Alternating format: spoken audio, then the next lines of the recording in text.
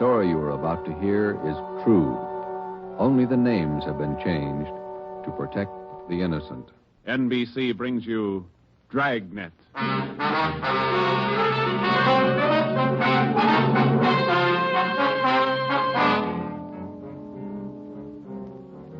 You're a detective sergeant. You're assigned to homicide. Somewhere in the tangled web of your city, there's a killer on the loose. A young woman has been brutally murdered. The weapon, a steel bludgeon. Your job is to get him.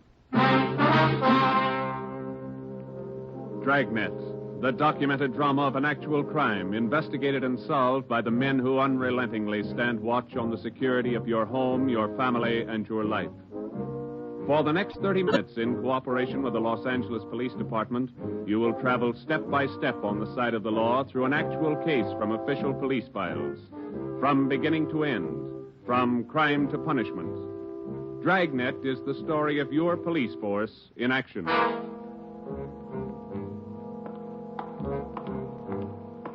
It was Thursday, March 19th. It was foggy in Los Angeles. We were working the night watch out of homicide detail. My partner's Ben Romero. The boss is Ed Backstrand, chief of detectives. My name's Friday. It was 9:14 p.m. when I got to the old Central Jail building, third floor. The crime lab. Hi, Joe. Hi, coming, Lee. Just ran a spectrograph. What'd you find? The paint flake from the victim's head matches that paint on the hunk of pipe. Any prints? No, the pipe was clean, no latent prints. Well, that figured. Anything else? Got those blood test reports. A couple of slides for you to look at under the comparison mic. Mm-hmm. Thanks, Lee. Oh, hi, Joe. Didn't hear you come in. What's it look like, Ben? Well, here's the blood test reports. This one is blood found on the piece of pipe. Type A. This one's blood from the victim. Type A. They match. That's right, boys. Doesn't mean too much, though. Did you look at these slides under the microscope? No, not yet. Well, this is your clincher. Wait till I get the light. Okay, take a look. Mm-hmm. Got a make? Yeah, go ahead. Well, this slide here on the right, Mm-hmm. that's a slice of hair from the victim's head. On the other slide is hair found on the steel pipe. Yeah? She had wavy hair. Both specimens are flat. Same hair, Joe. You got anything on that piece of pipe, Lee? Nothing. Just ordinary steel pipe, 14 inches long. What else you got? The plaster impressions of those footprints we found by the body. Here they are. Crepe soles? Tennis shoes, new ones, size 9, good impression. Ground was soft. Man about 150 pounds, according to the length of stride, roughly about 5 feet 10 inches tall. Yeah, new shoes, all right. You can still read the manufacturer's label. That's right, made by the Sport King Company. Well, that's something to follow up. Yeah, sure, you could start with the tennis courts. Only about 1,000 or so in L.A. Maybe you'd rather track down the brand. These particular tennis shoes are the biggest sellers in the country. Yeah. Where'd you like to start, Minneapolis or Pullman, Washington? What about that glove? Yeah, you might look for a missing glove. Yeah. They go well with the shoes, just about as common. White cotton work gloves with a blue top. Here's the right glove. You find the left one. Blood on a glove? Type A. Well, that's good evidence, Jones, but where's the lead? Now, look, I don't ask you to pay my parking tickets. You want to see blow-ups? Okay. Right over here. Yeah. This is the vacant lot where they found the body. Yeah, that's right. Here's a close-up of her showing the location of the murder weapon, the glove, and the footprints relative to the position of the body. Looks as bad as yesterday. Sure did work her over, didn't he? The rest of these are morgue shots. Interested? No, I checked them this morning. Once is enough, Lee. Yeah, that winds it, boys. You want to go over the stuff in her purse again? You find anything more? No, nothing you haven't seen already. The usual. Makeup, comb, barrette. That's a hair clip. Mm-hmm. Few cheap stones in it. Loose change, a quarter, nickel, few pennies. Her ID card. Yeah. Helen Corday. 33 Naomi Place. Age 21. 21. That's not very old, is it, Lee? Not to die. No.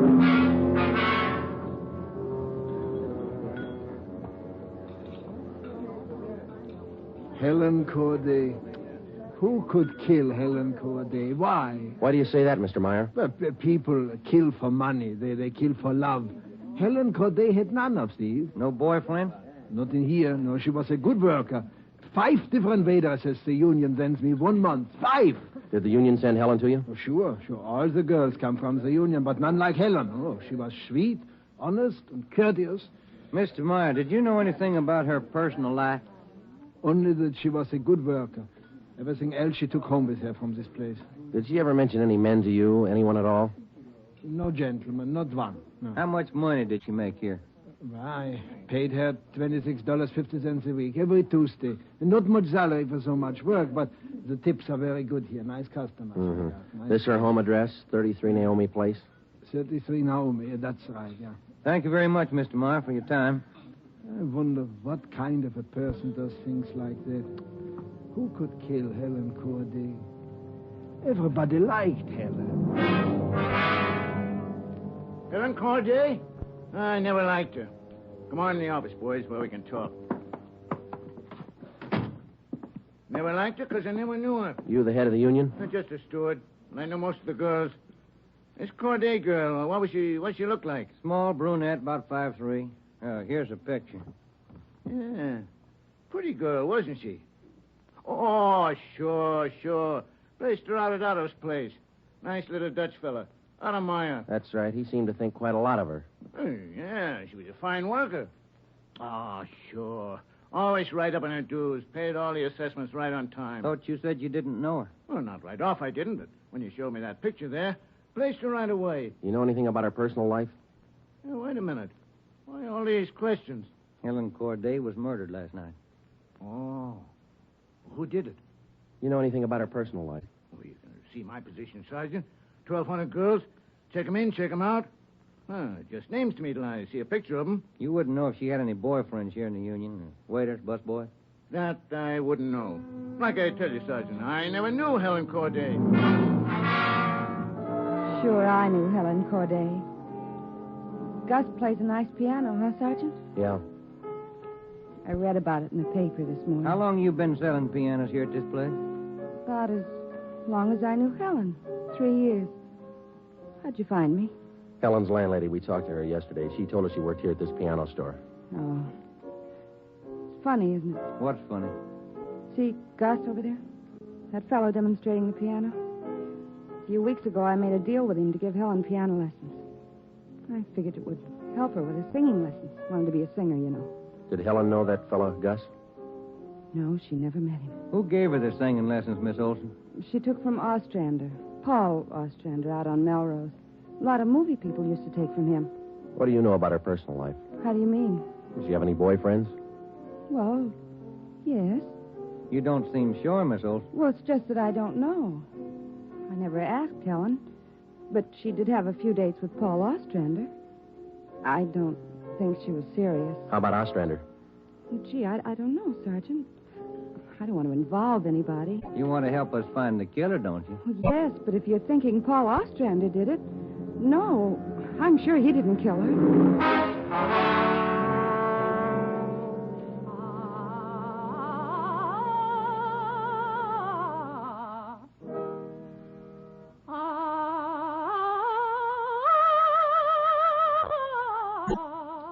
That's all for today, Victoria.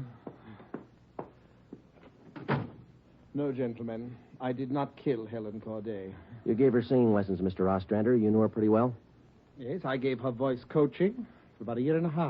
Helen showed a little promise. Not a great voice, a bad vibrato. You knew her pretty well? Why do you say that? Mr. Ostrander, didn't you used to take her out once in a while? No, I didn't know Helen socially at all. We know you had dates with her. That's not true. Only times I saw her was when she came here to the studio for lessons. You better tell the truth, Mr. Ostrander. We can prove that you've been out with her. Afraid of the publicity? Is that it? Certainly that's it. I have a successful business here. I've spent years building it. Anything like this would ruin me. Then you have been out with her. Only a few times. Nothing serious. I had nothing to do with her murder. Now, that's the truth. Don't you know that withholding information about a thing like this can go kind of hard for you? Yes, I know that. What else could I do? Mr. Ostrander, somewhere in this city right now, there's a guy who beat a young girl to death.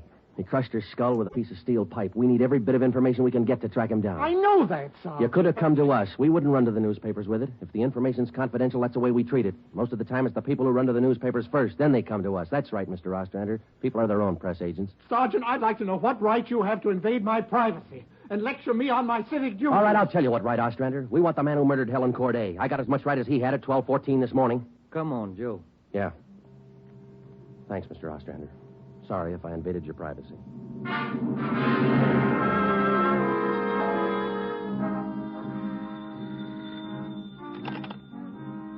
Chief of Detective's office. Helen. No, I'm sorry, ma'am. You got the wrong extension. Try 2511. You're welcome. Hi, Friday, Romero. Chief's been looking for you. Thank you, Mike. Come on, Joe. Yeah. Hello, Joe. Ben, sit down. What'd you get? A notebook full of notes. A crime lab full of evidence. Nothing to tie them together. These some of the people you interviewed? Yeah, those and about a dozen more we didn't even take notes on. It's hard to figure, Skipper. Everybody seemed to like this girl. Helen Corday. No known relatives. Single, unattached girl, living all alone in the city. Few friends and no enemies. None we can find anyway. Are you satisfied that all the people you interviewed are in the clear? Well, if we're going to stick to the simple robbery motive we are, the kind of money Helen Corday made wouldn't interest those people. How are you doing on the outside leads?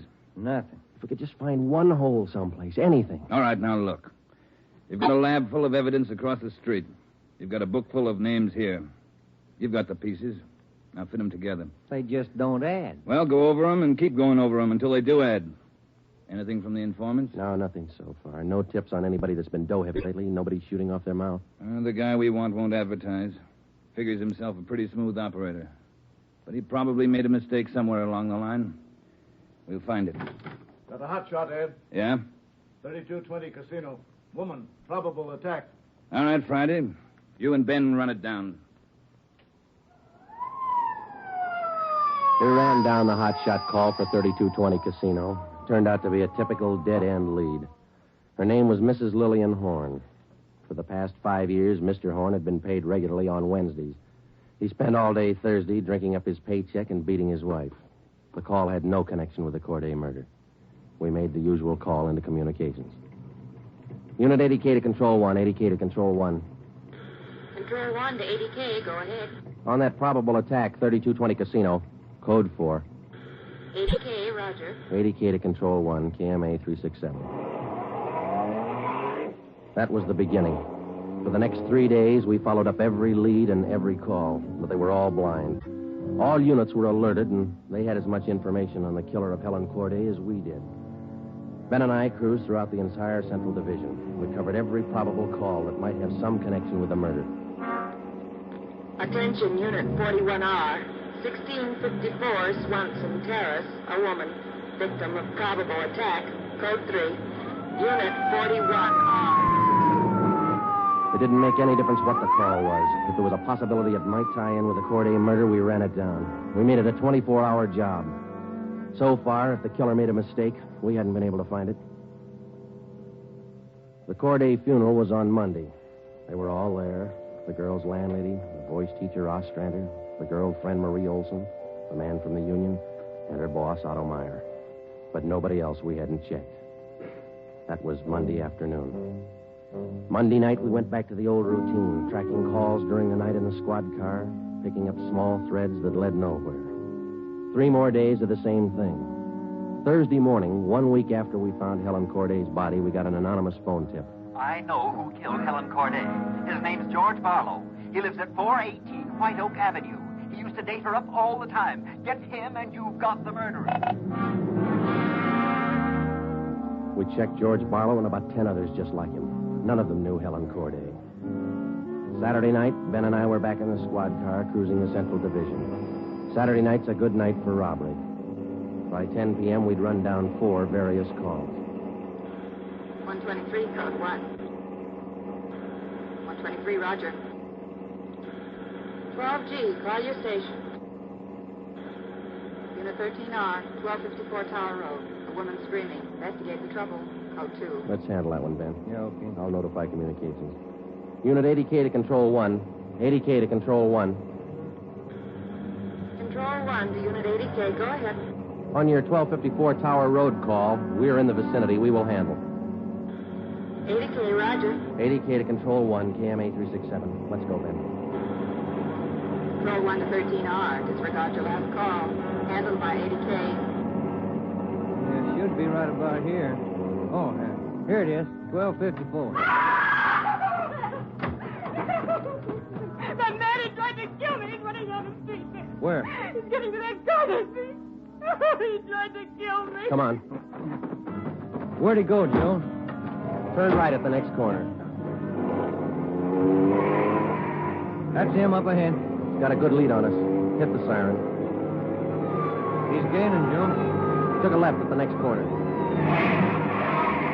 Oh, he isn't going to stop. Close in as tight as you can, Ben. Down to the floor now. Swing out to the left a little. I'm going for his tires. Right. All right, that'll slow him down. Pull up on him. Yeah. All right, you. Keep both hands on that wheel and get over to the curb. Cover me, Joe. Right. Out of that car, mister. Shake him down. Hey, take it easy, will you? I haven't got a gun. Put the cuffs on him. Hey. Now, you boys work fast. What am I doing with the gas chamber? Just save that, mister. It's pretty rough treatment for speeding. All right, come on, you. Look, I got a right to know where you're taking me. What's the charge? We'll let the girl tell you. What girl? You just sit there and be quiet, huh? Oh, I know where you're going.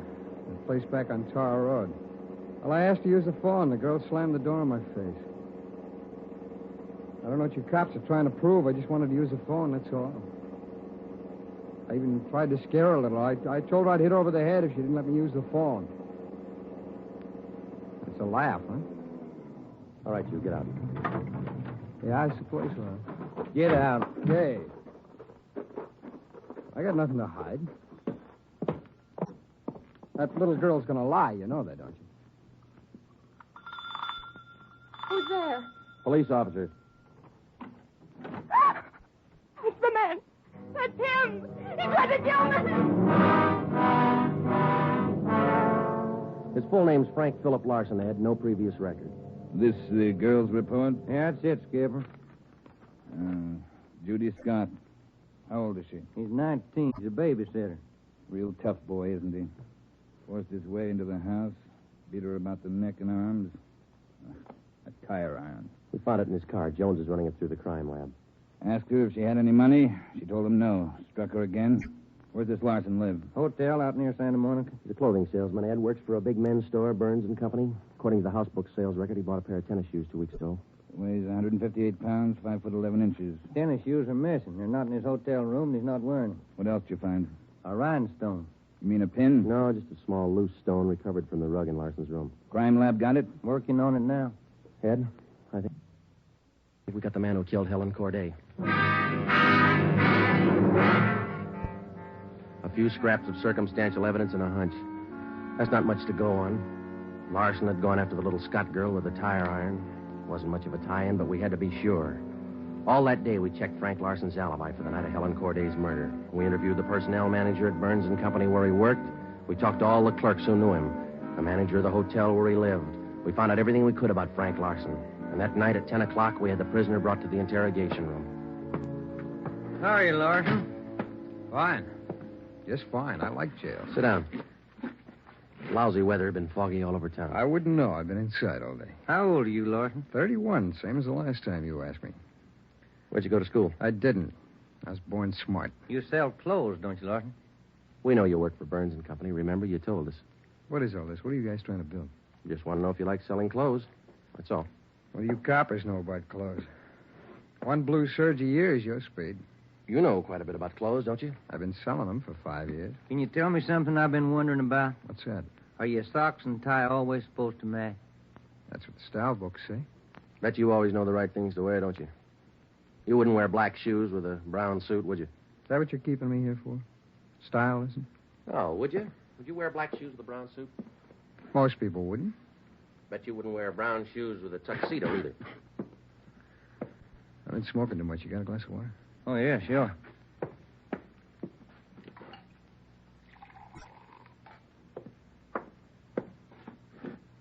There you are, Larson. Thanks. That's good and cold. How about it? Would you ever wear brown shoes with a tux? Nobody would. That's a navy blue flannel you got on there, isn't it? Yeah. It's a good-looking suit. Stop around sometime. Get you a good deal. Suit like that flannel there you're wearing. You'd never wear tennis shoes with an outfit like that, would you? What do you think? I think you did. I think you wore them the night you killed Helen Corday. Who? Maybe you didn't have the blue suit on, but you were wearing tennis shoes, Sport King, size 9. Sell for $5.95. You picked them up at a discount. Cost you $3.25. Where'd you get that? Out of the house book, Burns and Company. You wouldn't have those shoes around now, would you? We couldn't find them in your hotel room. Your boss, Mr. Craig, used to think a lot of you, Larson. Before you started drinking on the job, your commissions used to run pretty high up the last couple of months. What happened? That cheap rye get to you? Well, you two really nosed around, didn't you? When are you going to tell me what I eat for breakfast? Cornflakes, cup of coffee, donut, sometimes 2 donuts when you're hungry. Elsie waits on you at the Royal Cafe. She gets a dime tip. Can I have some more of that water? Help yourself, there's a cooler. They're good and cold. How about it, Larson? Where are the tennis shoes? They wore out. In 3 weeks? Can't be very good tennis shoes. No, they didn't wear out. What'd you do with them? You know all the answers. You figure it out. We know you bought the tennis shoes. We don't know where they are now. We know you had them, size 9. 3 feet from the body of Helen Corday, we found 2 size 9 footprints made by a pair of Sport King tennis shoes. We figured the man weighed about 150 pounds. You weigh 158. Figured he's about 5'10". You're 5'11". You come awful close to being the same build as the man who killed Helen Corday, don't you, Larson? And you wear the same size tennis shoes, same brand name. A lot of people wear 9s. It's the average size. They sell a lot of Sport Kings, too. Everybody wears them. If we could find your pair, might make a difference. Doesn't mean your tennis shoes made the prints by the body. Doesn't prove it didn't, neither. What'd you do with them, Larson? I threw them away. That's too bad. Might make a difference. No, what difference could it make? I threw them away, that's all. Now, how about the mate to this glove? I never saw it before. Found this right-hand glove by the body of Helen Corday. Just an ordinary cotton work glove. Everybody wears them. If we could find the missing left glove, why, might make a difference. Size medium. That's average, too, isn't it, Larson? I never sold work gloves. I wouldn't know. No, but you bought work gloves, haven't you? Not a pair of those. Mean like this, don't you? We only got one. What kind of work gloves did you buy? I didn't buy any. You just said you did. I never said I bought any work gloves. You bought tennis shoes, though, didn't you? I told you I bought the tennis shoes. Didn't I tell you I bought them? No, you didn't tell us. We told you. Found out from Burns & Company where you worked. All right, you told me. I bought them. You know that. Same kind of tennis shoes that made footprints by Helen Corday's body. It wasn't me. Then why won't you tell us what you did with them? I've already told you I threw them away. They were only 3 weeks old. Must have worn out awful fast. I didn't say they wore out. They got too dirty. No, you told us they wore out. Remember, Larson? I don't remember what I told you, but I don't have them now. We know you don't have them now. Where are they? He told us. They got too dirty. Right, Larson? Yes. Yes, that's what I said. Anyhow, you haven't got them now. No, I haven't got them now. All right, now, just for the record, Larson, which was it? Did they get too dirty or did they wear out? Whatever I said before. You said both before, Larson. All right, I said both. You haven't got anything on me. We got that little Scott girl statement from last night. She says you tried to kill her. She's lying. I told you she'd lie, didn't I? I only wanted to use the phone. She says you hit her with a tire iron. Did you hit her with that iron? No, I only tried to scare her. I didn't hit her with anything. Then how'd you get those marks around her neck and arm? Police doctor says they were made with that tire iron. I don't care what your doctor says. I didn't hurt her. Now, what do you mean, Larson? You didn't hurt her or you didn't hit her with that tire iron? Neither one. I just wanted to use her phone. How'd you know she had a phone? I didn't know if she had a phone. I just went up to find out. To find out what? To find out if I could use her phone. But you said you didn't know if she had a phone. I don't know anything the way you twist everything around. Sorry, Larson. We only want the truth. How about a cigarette? Yeah, I could use one. Here's the light. Larson, where were you Wednesday night, March 18th? How many times you going to ask me that same question? Just want to make sure we got it right. I told you this morning. I went to a show. I got out about 11, had a beer, and I went home. What time did you get home? About 11:30. Did you stay home? I went to bed. What'd you see at the show? I never remember the names. You ought to try to remember this, and it's pretty important. Well, it was a deluxe theater. It was Spencer Tracy and something. What was on when you walked in? The news. I never go in the middle of a picture. Neither do I. Spoils them for me. Yeah, that's right. The girl in the box office doesn't remember seeing you go in. What she know? It was Keno night. There was a big crowd. Did you win anything? I never do. Anybody hit the jackpot? I don't remember. They give away a lot of money at those neighborhood theaters. I always remember who hits the jackpot. Well, all right, you do. I don't. Do you remember if anybody won the jackpot? I told you, no. Did they have a jackpot at that show? I guess they do. I don't know. You knew it was Keno night. You should know if they had a jackpot. Maybe they had a jackpot. I don't know. I went out for a smoke. You said the cartoon was on when you walked in. Why do you always twist what I say? I told you the news was on when I went in. You remember anything about the newsreel? It was 10 days ago. How do I know what was in it? I only know it was a newsreel. That's all. You're lying, Larson. We checked your alibi. The manager of the theater had to cut the newsreel Wednesday night because the show was running long with Keno night. You didn't go to the show Wednesday night, did you? All right, maybe I didn't. I don't remember. What's the difference? The difference is you could have been in that vacant lot the same night, the night Helen Corday was murdered. I didn't kill her. You can't prove I did. Interrogation room, Friday. Hiya, Jones. It did, huh? You're positive. Yeah, okay. Thanks, Lee. Sure you don't want to tell us what you did with those tennis shoes? I'm not going to go back over all that. I've told you guys all I'm going to tell you. You know how the Corday girl was murdered? How would I know? I don't know anything about it. She was on her way home from work, as usual, about midnight. Of course, you were home in bed about that time. But you didn't go to the show that night, Larson. On her way home, Helen Corday always took a shortcut across a vacant lot. She was about halfway through the lot when the murderer tried to grab her purse. She screamed and he struck her. Hit her several times with a piece of steel pipe 14 inches long. He beat her to death with that piece of steel pipe. Then he dropped the pipe in the right-hand cotton work glove. He left 2 footprints, size 9, Sport King tennis shoes. I know all that. Well, here's something you don't know. When the killer scooped the paper money out of that girl's purse, he accidentally took along a loose rhinestone. A stone that fell out of a cheap barrette in the bottom of her bag. He carried that stone home with him. When he reached in his pocket to pull out the money he stole from her, the rhinestone fell on the floor. So? We found that rhinestone on the rug in your hotel room. Well, I haven't lived in that hotel room all my life. Maybe the tenant before me dropped it there. No, not this one. We checked the cement that held it in that barrette. It matches the glue on the stone.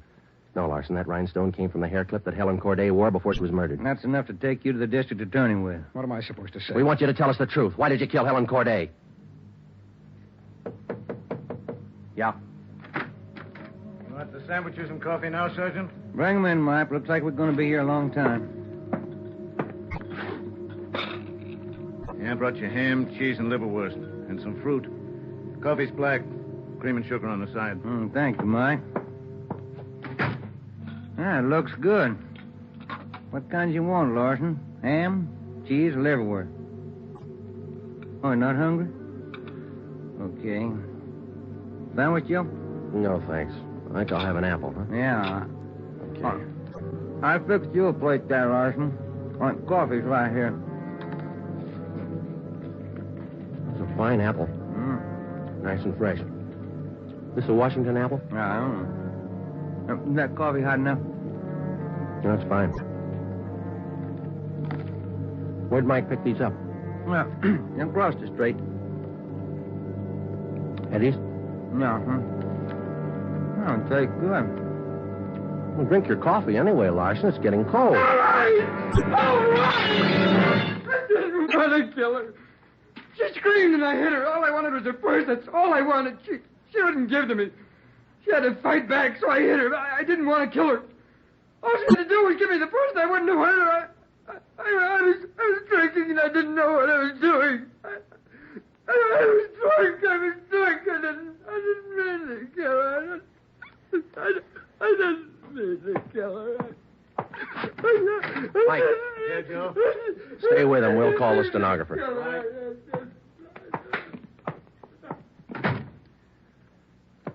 See you tomorrow, Joe. Good night. Yeah.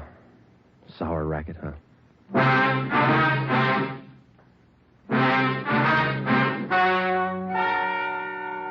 The story you have just heard is true. Only the names were changed to protect the innocent. Frank Philip Larson was tried and convicted of murder in the first degree. He was executed in the lethal gas chamber at the state penitentiary.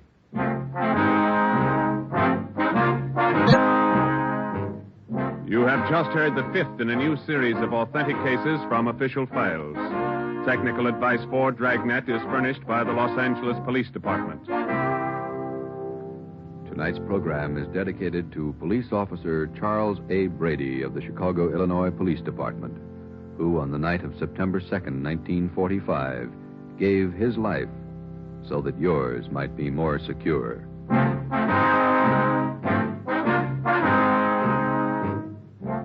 Dragnet came to you from Los Angeles. This is NBC, the national broadcasting company.